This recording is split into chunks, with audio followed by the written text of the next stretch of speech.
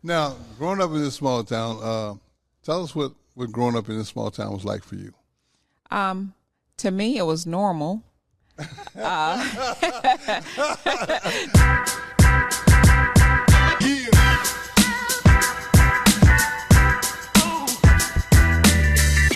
to the Look Like Somebody podcast. I'm your host, Ricky C. Simmons. Man, listen, I need you guys to hit that subscribe button, the notification bell, and share this with any of your friends because we're trying to get this message out there. With that being said, I just want to take a moment and say I do what I normally do. I go out and find guests that are very, very interesting, people that are doing, I call them big things. I think it's going to be a very, very impressive show. So I want you guys to really pay attention, and I'm just going to jump right in it. Marcy, welcome to the show. Thank you. Well, Marcy, first I want to say this to you. I really appreciate the fact that you took time out of your busy schedule. I know how busy your schedule is, and we're going to get into that. But I just wanted to say thank you right off the top because I'm big on not taking things for granted. So thank you in advance. I'll probably thank you several more times. Thank you. Marcy, a lot of my viewers and a lot of my audience and people that follow the podcast, they're very curious about my guests. So I hope you're comfortable sharing. We're going to go back. Okay. Let's start off with, where are you from?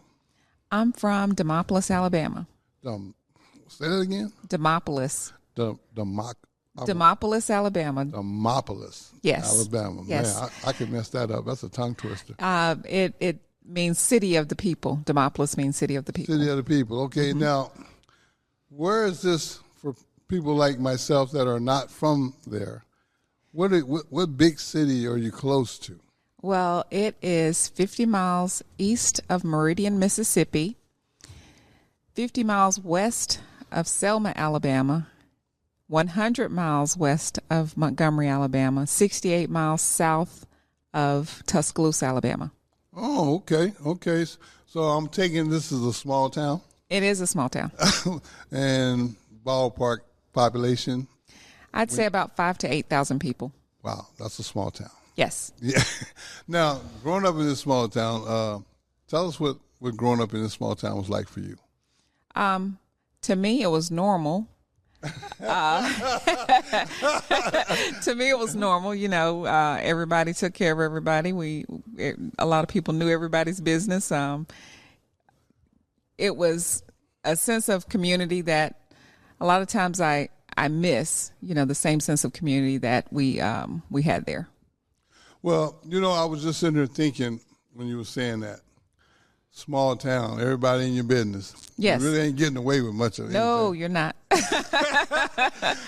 Think you're over here doing something on the cool and trying to keep it on the low, and the phone call beat you home. Right. I got you. I'm from a small town in Texas, so I have a great idea of what you're saying because, like, my neighborhood, for example, is called College Hill. And big shout out to College Hill, man, Greenville, Texas. But it was a small, close-knit community, too, because my neighborhood, we all knew everybody, and everybody knew who you were. They knew your parents. Yes. So if you're doing something you ain't got no business, it was going to be on blast way before you got home. You ever experienced that? Oh, yeah. The principal at my middle school, U.S. Jones, Miss Bernquetta Johnson was the principal, and she could say, "Jenkins, I'm going to call your daddy." What'd she call you? Jenkins, my last name, oh, my maiden name. Okay. Yeah, so she would call me Jenkins, and she said, "You want me to call your daddy?"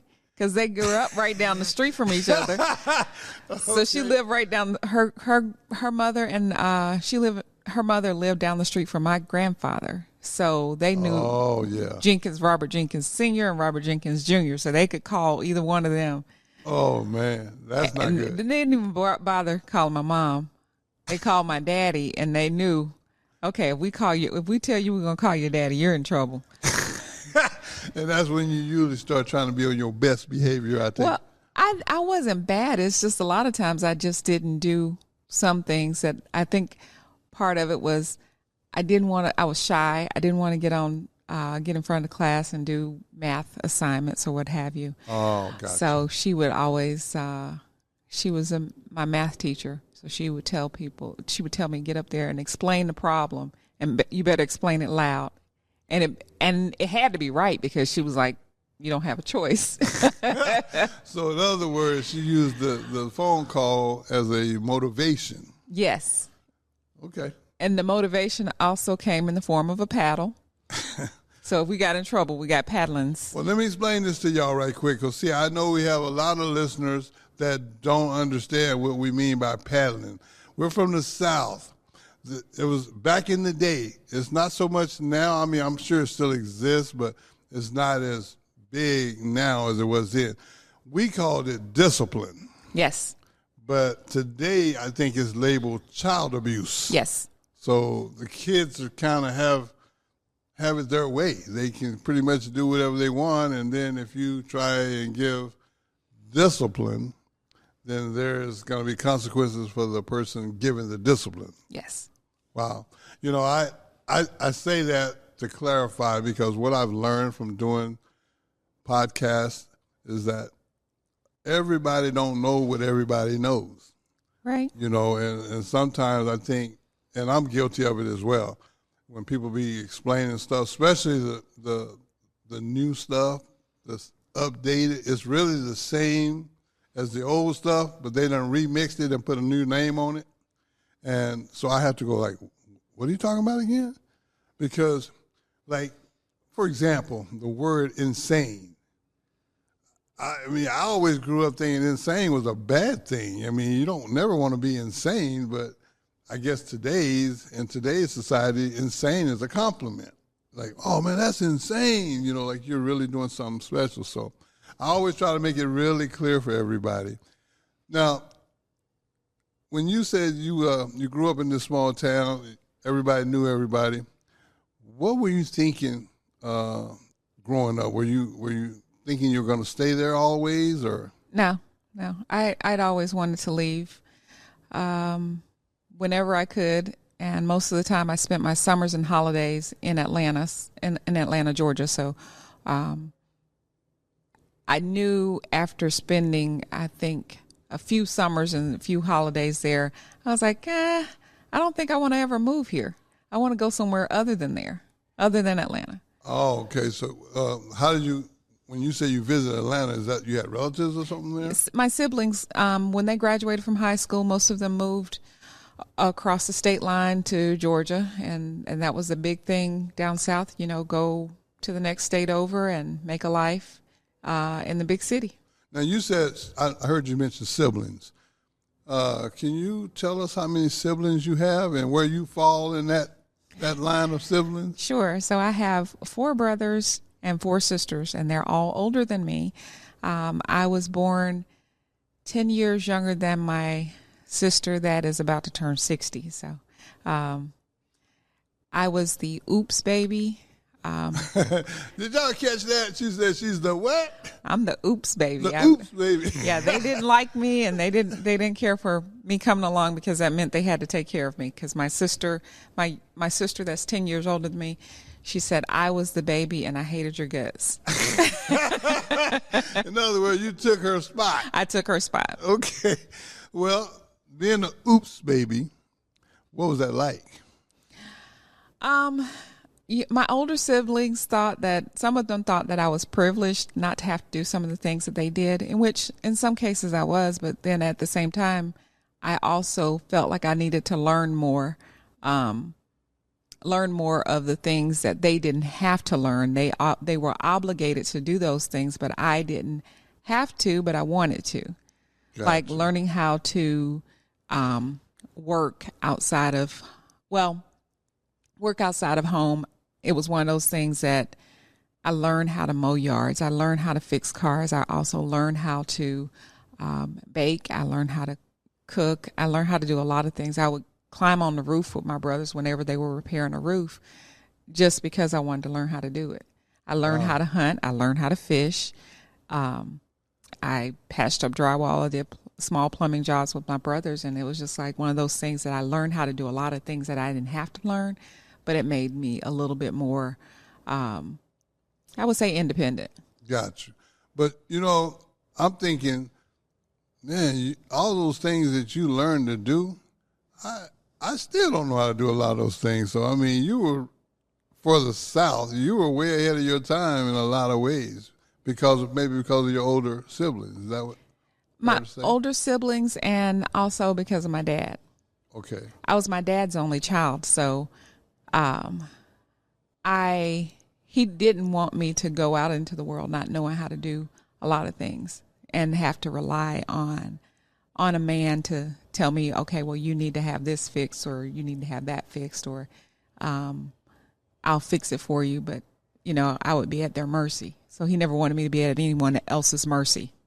Oh, I got you. So your dad, he was always on making sure that you were a little bit knowledgeable about a lot of different things. That's kind of what I'm taking. Yes.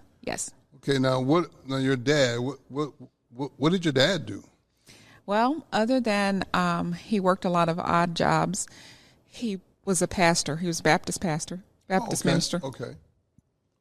Now, I'm assuming, and correct me if I'm wrong because I don't know, but I'm asking this question next.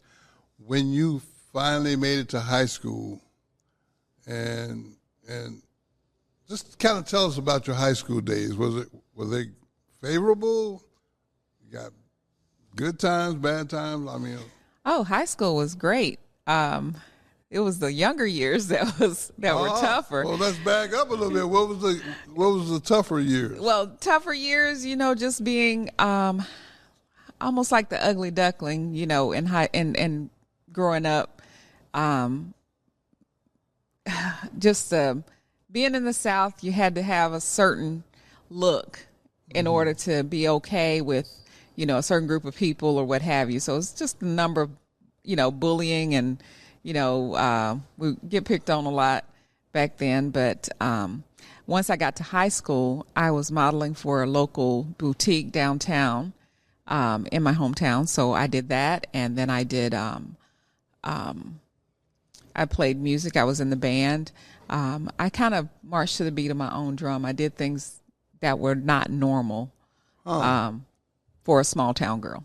Well, now you said you did a lot of things that was not normal. Did you feel like was bullying? You said bullying. Was that an issue for you at any point in your life? More in my elementary school time, but not at this point. It's kind of one of those things that I feel like it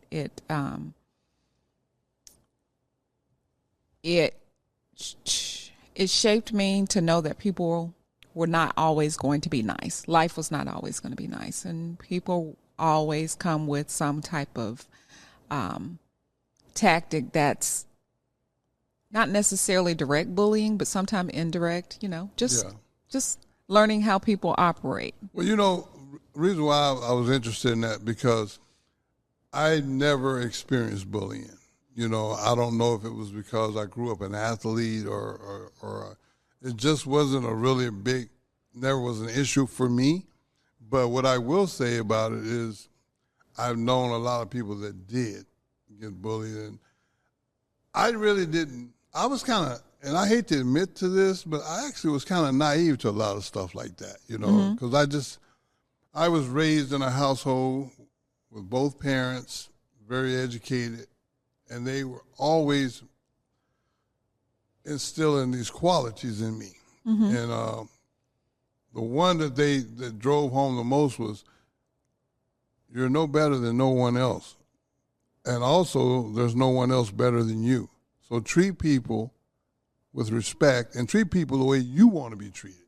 Right. And I've always looked at life that way. It wasn't until I became an adult and started making choices that I'm not proud of till I realized just how evil this world can be. Right. And I'm always really curious to hear other people's perspective. You know, like right now, I'm really taken back by the fact that you went through bullying in elementary school. Mm-hmm. That's my hair and my skin were those things that the color of my skin, the darkness of my skin, my hair being kinky, and just not having the latest trendy clothes. Gotcha. Yeah. So those things now I embrace. Yeah. My natural hair and my skin, my complexion. I love those things wholeheartedly. Matter of fact, I think I started to embrace it more in high school. But back in the day, it was a thing called colorism, and it still exists, you know, right. in society. So a lot of times kids are taught to, you know, bully the darker skinned person. So, You know, that's kind of sad because I got this mindset. Like I said, I grew up with this mindset from from my parents of never doing stuff like that. You know, never making fun of anyone. I really, you know, I had a buddy the other day call me, and he made this comment, and it kind of fits this scenario. He's like, "Ricky, you're the only one growing up in your neighborhood that didn't know that you had it a little better than everybody around you. Because whatever you had, you want to make sure everybody around you had it as well." Which, to me, I took it as my parents saying, treat people the way you want to be treated. If we're hanging out together and you don't have any money and I do, well, then I'm going to share my money with you so we both got money. right. You know, and so this whole bullying thing, I know it's real. Yes, it is. Yeah, I'm not even beginning to try to question that because I have seen that part firsthand. But I think the older I get, my eyes are being continually opened to more serious things that are going on in our world that I wasn't privileged to even think about because I never had to worry about a lot of this stuff. So I appreciate the fact that you're willing to share that. Now, after high school, what was the next move for Marcy? Well, I joined the Navy. I joined the Navy. I became an anti-submarine helicopter mechanic. Say that again now, young lady. You joined the Navy and became a what? Anti-submarine helicopter mechanic. I worked on the H-3s and H-60s, which detected the submarines underwater. Wow. Here you're looking at a guy that don't even know the different wrenches that come in a toolbox. So I'm fascinated again. Now, what made you choose that, though? I didn't choose it. I was choosing whatever MOS would get me into the Navy the quickest, and I seemed to score high for an airman position. Okay. So I just went ahead and jumped on it and said, okay, I can leave in October 1994. Before that, I was supposed to be an operations specialist, which was if I had left in June as scheduled, it would have been right shortly after my graduation. So like maybe 2 or 3 days after the graduation, I would have been shipping off and going in as an operations specialist. Wow. So how long did you do this? The aviation part of it I did for 2 years, but I switched over to yeoman, which is an executive assistant. Okay. And I switched over to that in 1997. And I did that until 2005. So for 8 years, I worked as a yeoman for NATO. Really? Yes. Wow. Let's back up just a little bit. When you first went into the Navy, and this is just a question for my own personal knowledge, what was boot camp like? Boot camp was not necessarily a cakewalk, but I knew they couldn't do anything to me because I was raised in a strict household. So I just kind of, as long as I ran when I was supposed to run and did my push-ups and whatever PT they had us scheduled for it, well, which was every day, and I made my bed and, you know, ate my food and without talking. That was pretty simple. Well, I never did the military neither. That's why I'm asking. But I've heard a lot of war stories, and I've seen a lot of movies. I don't know how accurate either one of those are. The movies aren't accurate. The movies are not? No. Okay, because the movies is the one I probably got the most experience with, and nothing about boot camp sounded or looked fun. But you're saying it was not that big of a deal. I would say it wasn't that big of a deal, but I kind of referenced in the back of my head some of Major Payne. I saw that movie. So that comes to mind. Except they were a little bit, oh gosh. I remember waking up to about 4 o'clock in the morning to a homemade engine from our CO. Oh gosh, he came in with a stainless steel trash can, beating on it, and then he had a raring homemade engine that he made, and we were just kind of thrown off our rockers. We didn't know we were supposed to be up at 4 o'clock in the morning, so he did that for about a week. It was just like a mentally stripping us of our, I don't know, everything that we knew. So we were off balance the whole time, stressed out, didn't know anything in order to provide us with the structured mentality. And like I said, I've never done. You played football, so yeah. But football is a little different. I mean, like they trained you guys. Oh yeah, we. But see, I feel like with the military, they watch every move you make. Is what under the impression I'm under. Yes. See, football, yeah, during training, yeah, they're on you, and they make you do what you need to do. But then you get breaks like every day. That practice may be for 2 or 3 hours, and you're pretty much on your own time. And I've always looked at military as a very and I take this from the fact that my dad was a sergeant in the Army. Very discipline oriented. Everything had to be, a certain way. Yes. Yeah, and see, to me, I'm still that way to this very day because of my dad, because everything had to be in its place. So I always knew that aspect of the military was real because I watched it every day. Right. But when you actually go through it, I'm sure that's a totally different experience. Now, how long were you in the military? 10 years. 10 years. Yeah, a decade in there. Wow.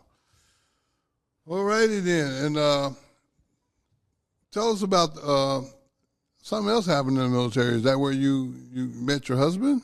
Yes, I met my first husband when I was stationed in Jacksonville, Florida, stationed at Naval Air Station, Jacksonville. He was in the Marine Corps, and I was in the Navy, so we met, oh goodness, I want to say about 1995, and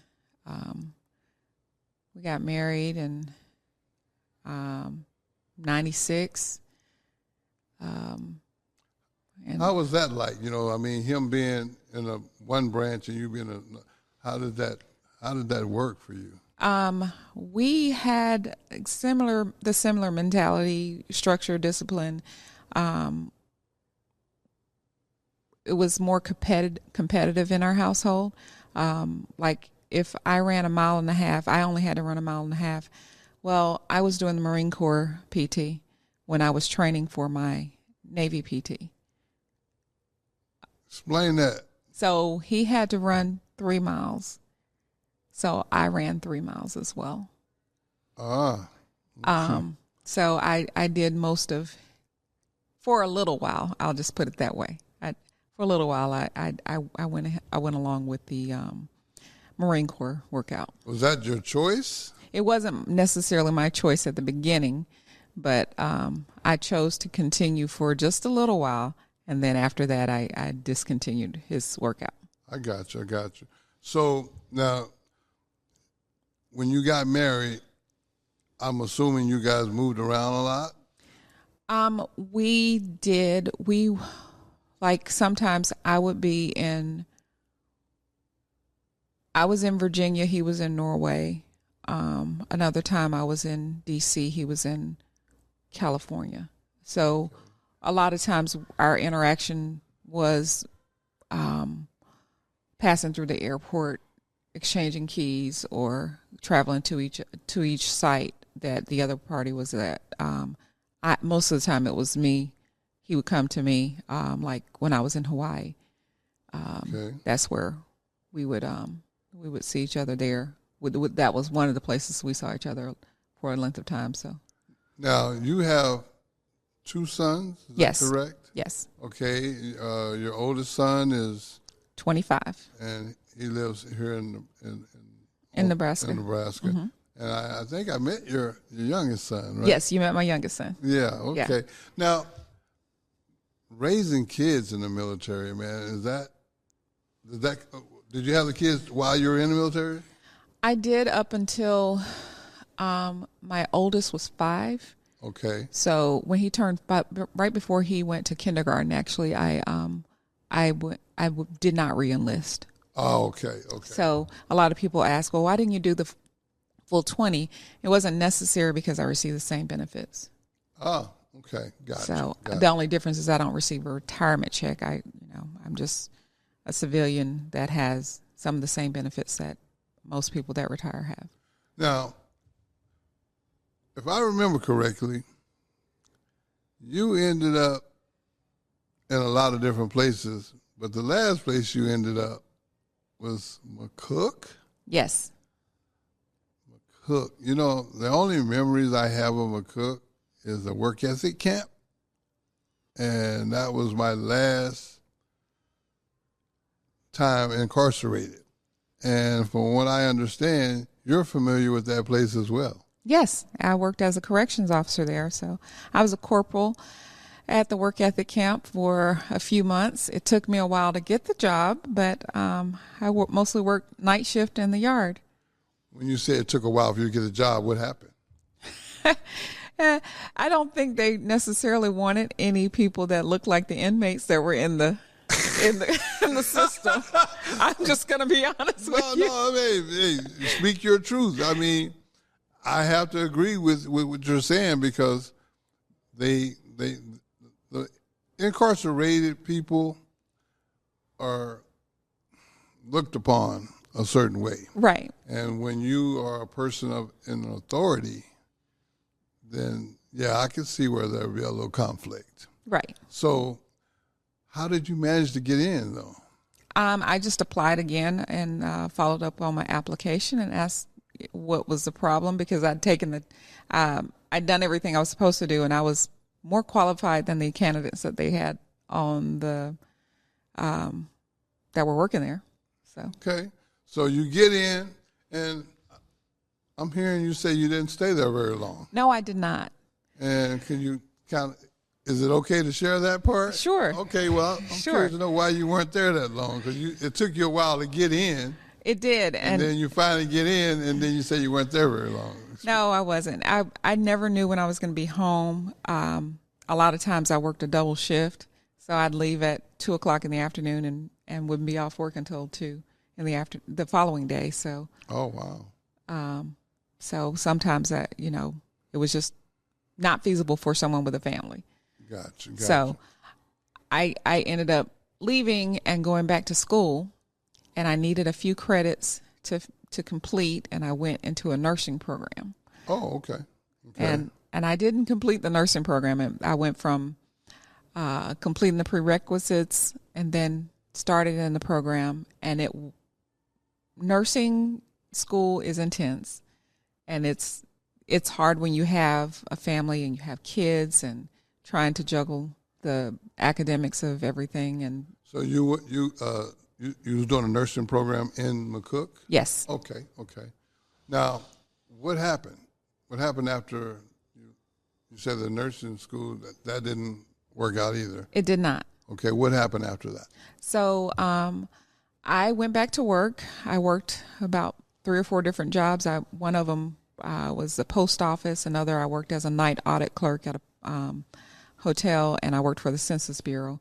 as well. So I worked a few jobs. I know a little bit about that night audit thing. That's, boy, sometimes it depends on where you're working, but sleep can creep up on you. It can. Now, I remember a few times I didn't get the proper rest before I got there. I think my shift was 11 to 7. Right. Yeah, and that you can finish all your work, and next thing you know, you're looking for stuff to do just to try to stay awake, and sleep just start calling you. Yes. Well, now you said you did all these different jobs. How did your relationship, how did that go while you were in McCook? So it did not go very well. It was an abusive situation, and I decided to go ahead and leave. And when I did, it was after I built a 5-bedroom, 3-bath home, and we were supposed to close 2 weeks before, and I decided at the last minute, it's either I can stay here and be in prison, or I can move and start over again for peace of mind. You know, I just want to clarify something. When you say you had to make a choice, mm-hmm. You had just about ready to close on a house, but the living arrangements weren't to your liking, so you made a choice and you walked away from all of that. Yes. Wow, that takes courage, because a lot of times, if you're anything like, for anybody that's listening that's like me, I don't really like change that much. I kind of like my routine. It kind of helps with the structure.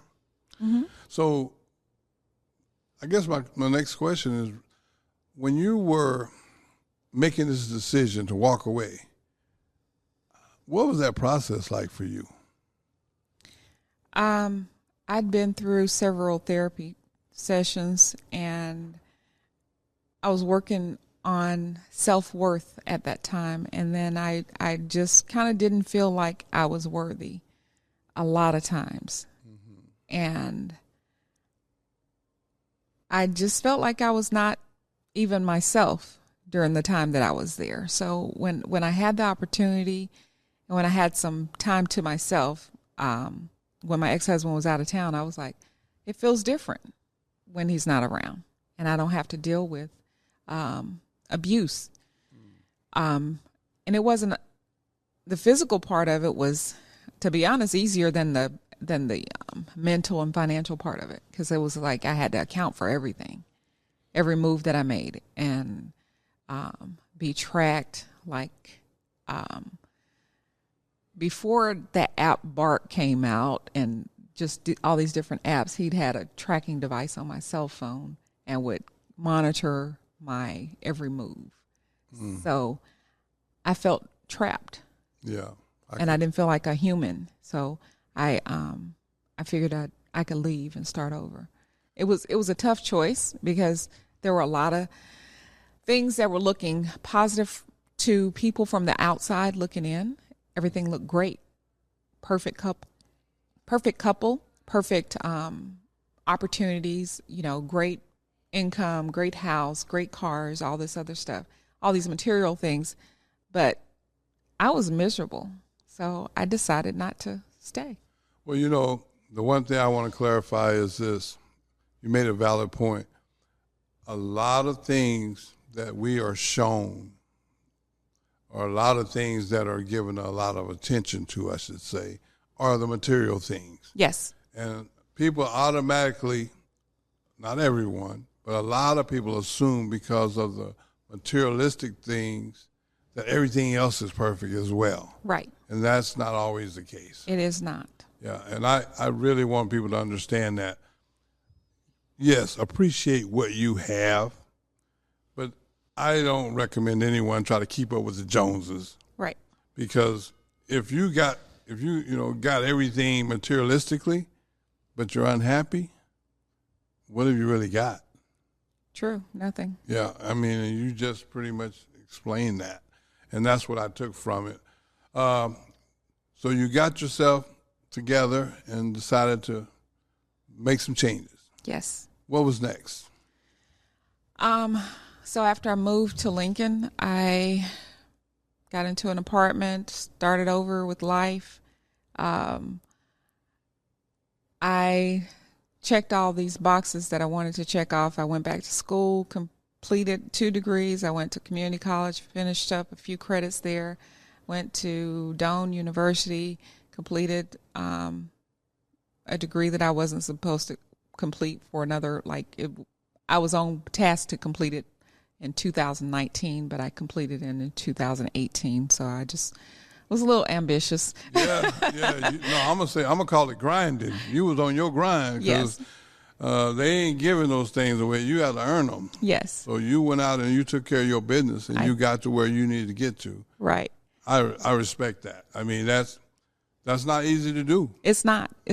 I did work study. Instead of working full time, I did work study at the VA. I did work study at the college, and I kind of worked my way through.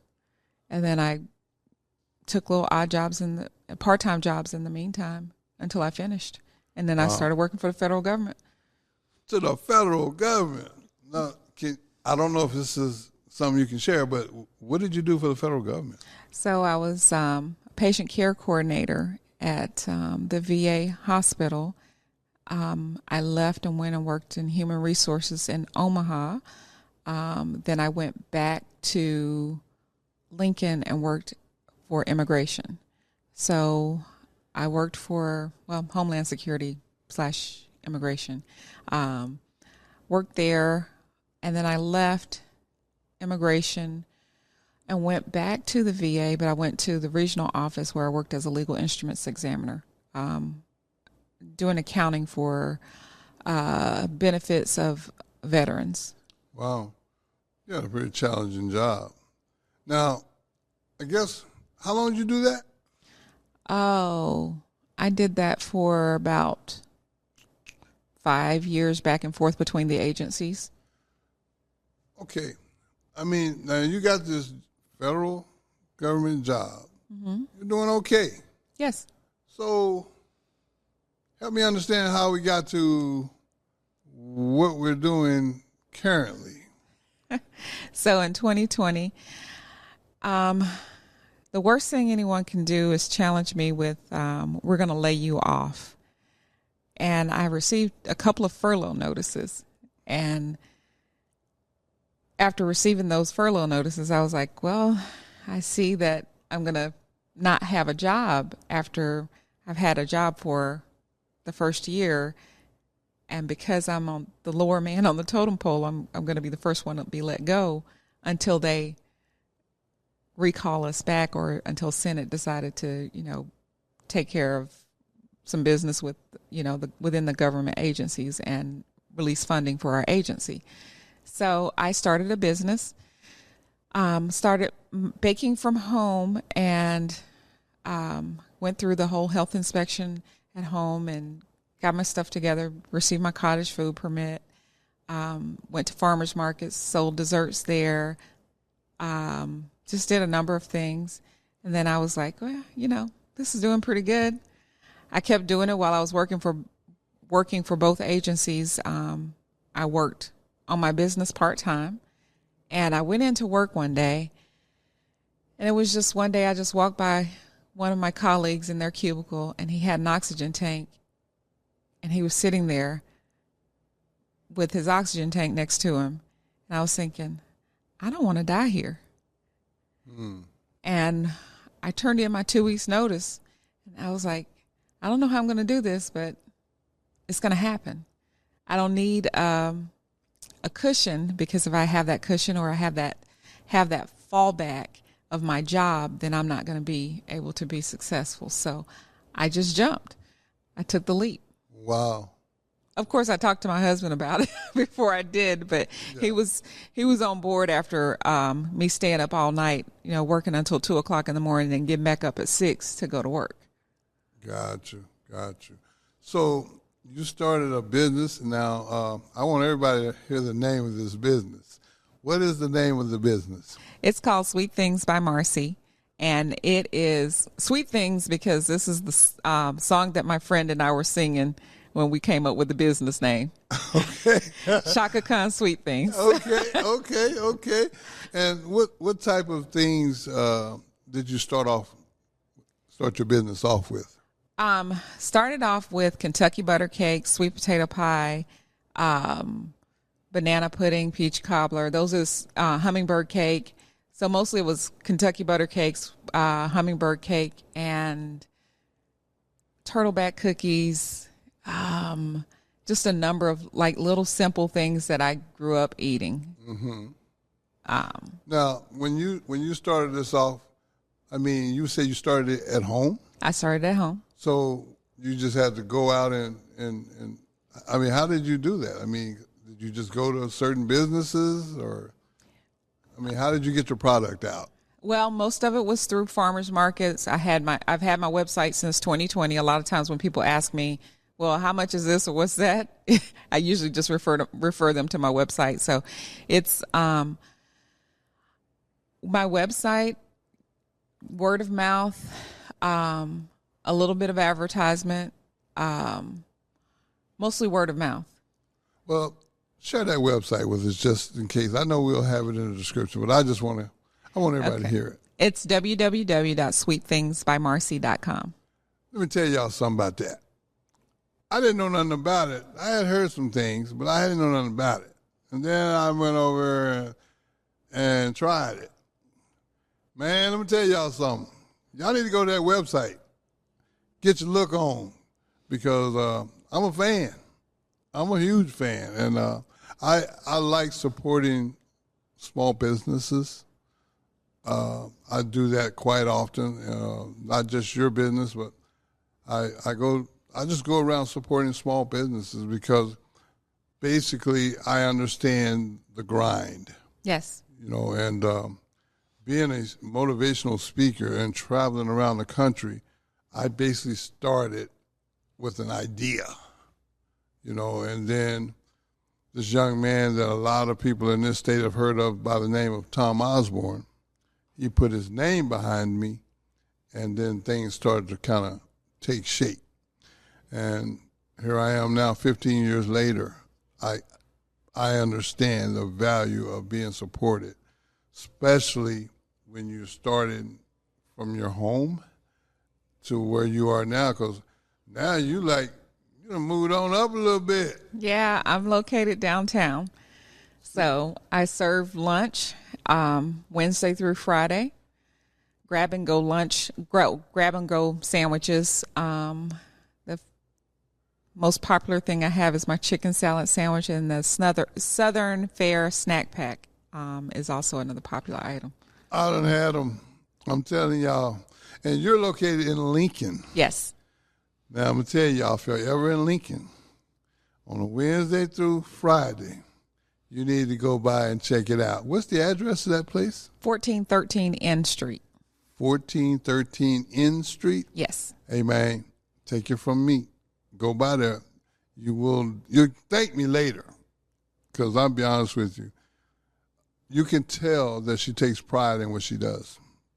That much I've seen. And I was under the impression when I saw Wednesday, Thursday, and Friday that was just all you did 3 days a week. Then you was chilling the rest of the time. But you corrected me on that. Nope, I work 7 days a week. Wow.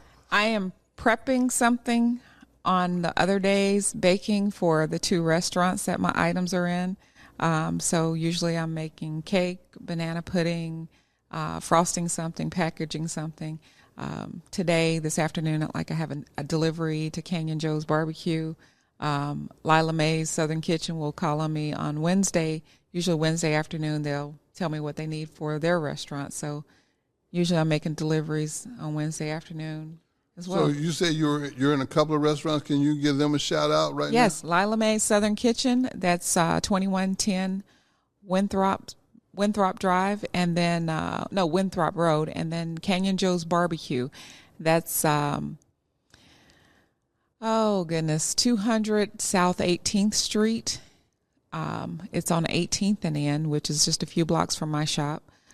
Down in the downtown Telegraph District. Okay, so most of the people that you service are in Lincoln. Yes. So that makes it a little easier. But if someone's outside of Lincoln, they can go through your website to get the information they need to see how they can support you? Yes, absolutely.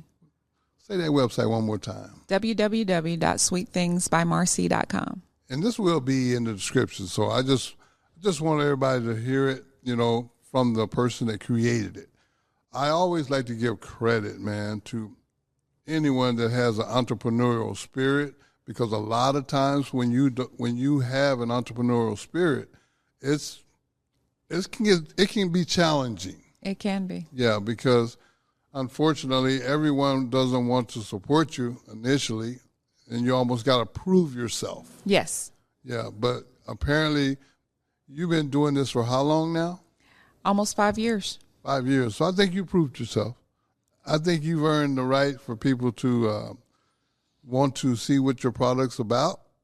I can say that I have sampled the product several times, and I will continue to sample the product. So I will say this, keep doing what you're doing, because you're making a difference. And the fact that you had the courage to walk away from a federal job, and I'm pretty sure most federal jobs come with benefits too. They do. Nice benefits. Yeah, and you just said, you know what, I don't need y'all. I didn't say that. Your actions did. But I said I don't want to die here. Gotcha. I could always go back. I left on good terms, but I didn't want to die there. Gotcha. So it is an option if you chose. Yes. But for now, I had to see what Sweet Things could do. Well, you know what? The fact that you took that chance and, like you say, that leap, I mean, you basically jumped kind of, I don't know. It looks to me like you jumped without a parachute. I did.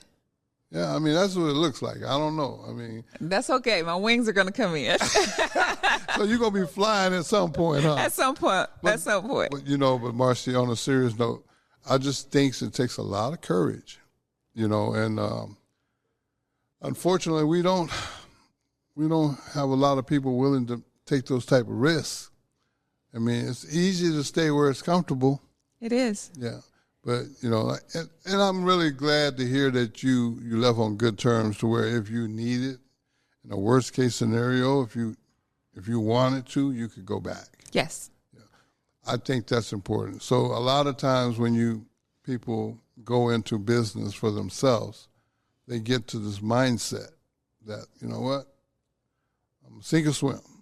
And, and if they sink, they don't have another option. So you didn't close that door, so you do have the option. I do have the option, but I don't want to have the option. I don't even want to look at the option. Gotcha. I want to make it work. Well, I can really, I'm going to be honest with you, I can respect that, because I don't have a plan B. Right. This here, what I'm doing, this speaking and traveling, and this has to work. Right. Well, my plan B is not really a plan B. That's probably my plan C or D. I just kind of, by the time I'd go through the process of applying and waiting to be chosen and going through the interview and all the testing and screening, it would take, 3 to 6 months for, usually the federal hiring process is not as cut and dry as people think it is. It takes 3 to 6 months to get on board. Wow. Well, like I said, I'm just impressed with the fact that you were willing to step out on faith. Yep. And it's working. I mean, I'm very, very, very proud of you. I mean, I don't even really know you that well, but just off of what little I do know, that's impressive. Because you walked away from what you had to walk away from so that you could get your independence to do what you wanted to do. And you turned around and made that another decision, which basically made you work for you. I do. It's hard work. Oh man, it's hard work. It's not something that. The one thing I want people to understand is when you are self-employed, you're not rich automatically. You're not going to have this automatic sum of money that just pops into your lap. Right. No, it doesn't happen that way. You have to be disciplined. You have to get up the cakes don't bake themselves. I have a lot of my friends that say, well, aren't you going to take a break? I'm like, when I get done with my project, whenever I get done baking these cupcakes, or whenever I get done, baking these pies, then I can take a break, which means that I go home and go to bed. Right. So if you're awake, you're working. And every hour that I'm awake, I'm working. Yeah. I'm working on something. Some of the time, it's not just what normal people would think. What are you doing? You always holding your phone. Yeah. If I'm sitting in my car and I'm parked for a few minutes, I can send an email. I can respond to a text message. I can send a quote. It's just a bunch of different little administrative tasks that I could do while I'm sitting, which is not necessarily idle time. It's actually work time. Right. Well, I think when we talked the other day, you mentioned that you come up to Omaha to like restock. Yes. And you do that on Tuesdays? Yes. A lot of times on Tuesdays. So I get things done at Restaurant Depot or Mangelson's if I need to pick up, just some decorative items for my cakes or what have you, or cupcake holders, or just a number of things. Well, I'm just saying, at some point, I just think that's a lot, because like I said, I went from thinking you work 3 days a week to you saying 7 days a week. Last time I checked, rest got to come in there somewhere. I do rest. Okay, I take a break on Sundays. Now, what I do on Sundays is I go to church on Sunday morning, and I usually have my supply order already in for some things that I can order from a Sam's Club or something, and I have them deliver it.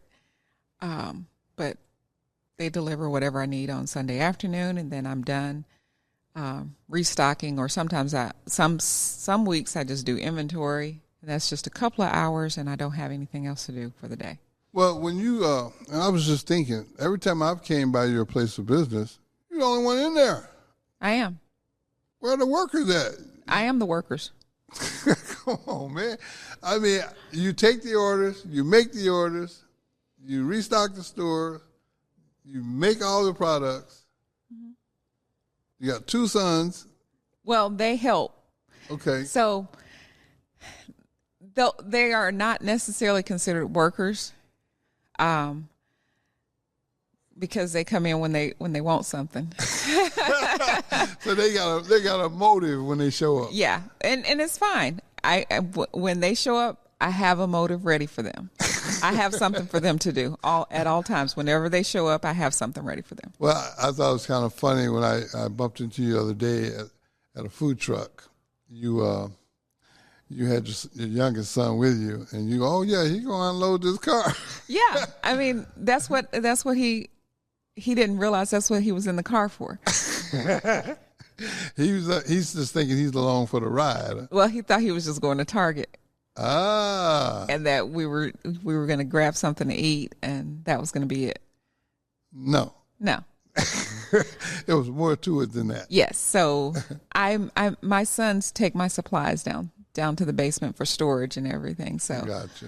I don't have to carry anything heavy. I can carry it, but I refuse to if I have 2 young men. Sounds fair to me. Yeah. So whatever I bring into the store, I just have them take it downstairs and put it on the shelf for me. Boxes, I wait on them. I got you. Well, no, again, I'm just really proud of the fact that, you're like an inspiration for me. When you're self-employed, a lot of work that you do, a lot of people don't even really understand it, because, like in my case, I'll speak for myself, I do a lot of work from home, and it looks like I'm not doing anything, but I'm doing more than people think I'm doing. Right. And so I can really appreciate the fact that when you said 7 days a week, I've had that mindset for a long time. If I'm awake, I'm working. Right. Yeah, and I think that's a great philosophy. And another thing I found out too is when you work for yourself, you tend to work harder. Yes. Because it's not like in 2 weeks somebody's going to give me something. You know what I mean? If I don't go out and create it, or if I don't figure out a way to, it won't happen. Right, and I don't know about you, but none of my bills ever get lost in the mail. No, they come every month. They roll in every month. I mean, I was kind of hoping something get lost sometime. But, man, the mail's pretty consistent when it comes to my bills. I mean, well, they've gotten tech savvy. They started texting you and emailing you the bills. It's really funny. I was just thinking about that, too. I was like, man, you can forget a lot of things. I mean, I have sometimes I call it sometimers. Mm-hmm. Sometimes I can remember things and sometimes I can't. Well, I don't got to worry about certain things like bills because they remind you. Right. Yeah, they're very good and they're consistent. They are consistent. Yeah, and they don't give up neither. They don't say, well, you know what, Ricky ain't paid this at the normal time, so we're just going to let him pass this month. No, they remind me again. Yes. This is due. Consistent and persistent. That's Bill. Old Bill is never late either. I mean, he is, man. I laugh about things, but that's just a personal choice. I love humor. I like to laugh about things that a lot of people probably would cry about. And I do that on purpose. And this is on a personal note for me. When you have made some of the choices that I've made and had to live with the consequences, it's much easier to laugh than to cry or complain. I understand that life isn't fair. I'm way past that. But what I do understand is this. If I do what I need to do, then things will be okay. Right. And then I'm a spiritual guy too. And I really believe in, I put God first, and I start every day off by putting him first. Because when I put Ricky first, it didn't work well. A lot of things backfired. My decision maker, I think, was broke for a long time. I've recently repaired it, coming up on, it's been working really well, coming up on 16 years. So I'm very, very pleased with that. And I just want you to know that there's somebody out here that understands what you're dealing with and that's very proud of you for doing it because it takes a lot of courage. Thank you. It really does. Do you have anything that you would like to say before we wrap the show up? So me being, I tell people a lot of times I'm not one of those normal Christians that you can come to for just normal stuff. Yeah. I love Jesus and I cuss a little. It's okay. So sometimes a lot. But one of the things that I learned in my faith walk in my business is obey God. Right. And some things I do in my business, a lot of things that I do in my business is obey God. And that's just one of the things that I do. And it kind of puts me, it centers me, it allows me to have more joy and not get overwhelmed and not stress about the next day or not stress about something like bills. Yeah. I just obey God and then everything works out. That's a great foundation. It is. And I agree with that. I think it's the best foundation you can have, but that's a personal opinion. Mm-hmm. I know everybody's not with that. But again, I just want to thank you. I really do. I want to thank you for taking time out of your busy schedule to be here. And I'd like to ask everybody to please subscribe to this channel. I'm trying to spread these positive messages. I know they're not as popular as negativity, but I'm not focused on negativity. They already got that covered. They don't need my help. So just remember, please hit that subscribe button. Help us spread this positive message. And again, I wrap my show the same way every week. Every day you blessed to see, you got to look like somebody. And you do that for yourself. Thank y'all. We'll see you next week.